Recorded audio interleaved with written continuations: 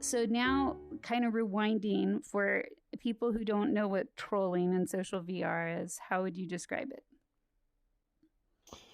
So there are actually two aspects. One is trolling and one is bullying. And I found that a lot of people that call themselves trolls are bullies, and those who call themselves bullies are trolls. Namely because the different things that the motivators for what they do. Bullies generally are the ones that are coming from the point of showing off to their friends, showing off that their control and their ability to cause problems and harm and that sort of thing.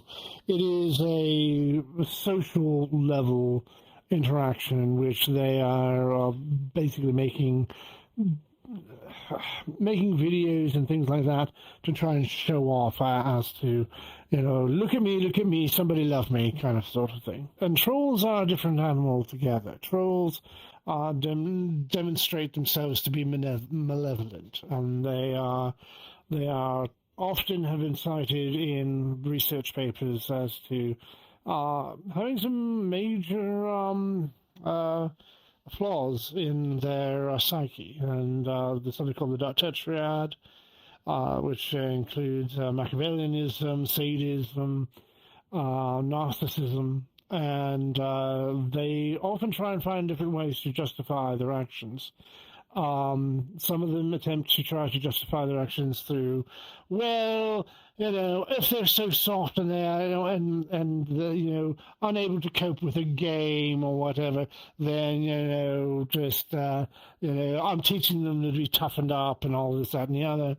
There are ones that don't understand the idea that, people just want to be left alone and be happy and be with their friends, and that they needed to disrupt that because they've made the decision that in a social order you're not worthy of any of those things because they've never had that.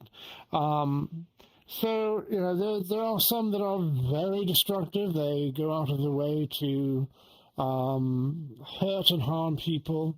And they just cannot get the concept of people just want to be left alone and be with their friends in a place and away from the world that is so terribly cruel.